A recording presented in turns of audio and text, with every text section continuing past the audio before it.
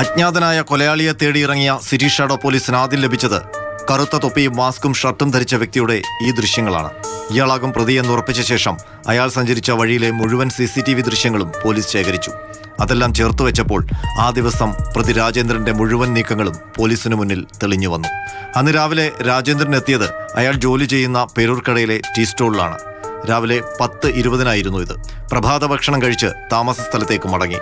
11:29 രാജേന്ദ്രൻ കറുത്ത പാന്റും വെള്ള ഫുൾ സ്ലീവ് ഷർട്ടും കറുത്ത മാസ്കും ധരിച്ച് തലയിലൊരു കെട്ടുമായി അമ്പലമുക്ക് ജംഗ്ഷനിലൂടെ നടന്നു പോകുന്നു. മുട്ടട കുറവൻകോണം ഭാഗത്തേക്കാണ് പോയത്. ഇരയെ തേടിയുള്ള കൊലയാളിയുടെ സഞ്ചാരം. 11:32 ആയപ്പോഴേക്കും സാന്ത്വനം ആശുപത്രി ജംഗ്ഷനിൽ നിന്ന് അലങ്കാരച്ചെടിക്കട സ്ഥിതി ചെയ്യുന്ന കുറവൻകോണം ഭാഗത്തേക്ക് പോകുന്നു. 11:33 വിനീത ജോലി ചെയ്യുന്ന അലങ്കാരച്ചെടി വിൽപ്പനശാലയ്ക്ക് സമീപമുള്ള വീടിന്റെ CCTVയിൽ രാജേന്ദ്രൻ നടന്നുപോകുന്ന ദൃശ്യങ്ങളുണ്ട്.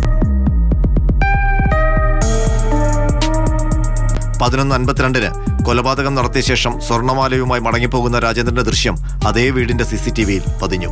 11:54 രക്തം പുരണ്ട ഷർട്ടുമായി രാജേന്ദ്രൻ വീണ്ടും സ്വാന്തന ആശുപത്രിയുടെ മുന്നിലെത്തി.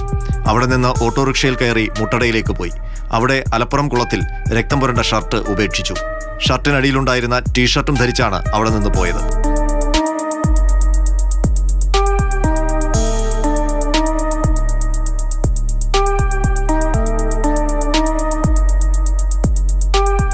(12:06) മുട്ടട ഹെൽത്ത് സെന്ററിന് സമീപത്ത് നിന്ന് സ്കൂട്ടർ യാത്രക്കാരനെ കൈകാണിച്ചു നിർത്തി അയാളുടെ വാഹനത്തിൽ കയറി പരുത്തിപ്പാറ ഭാഗത്തേക്ക് പോയി.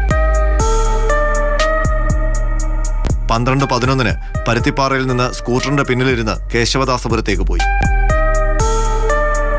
12:13 കേശവദാസപുരത്ത് നിന്ന് ഇതേ സ്കൂട്ടറിന്റെ പിന്നിലിരുന്ന് രാജേന്ദ്രൻ ഉള്ളൂരിലേക്ക് പോകുന്നത് കാണാം.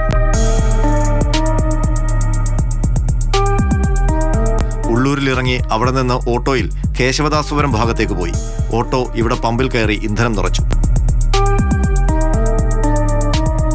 12:38 അതേ ഓട്ടോയിൽ പേരൂർക്കടയിലെത്തി.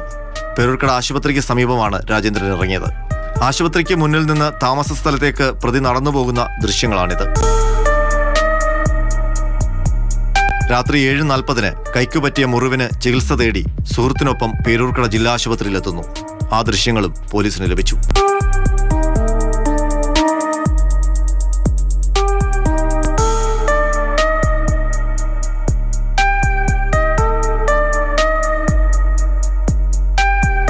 പിറ്റേ ദിവസം രാവിലെ 8 സുഖമില്ലെന്ന് പറഞ്ഞ് സ്വദേശമായ തമിഴ്നാട്ടിലെ കാവൽക്കിണറിലേക്ക് പോയി.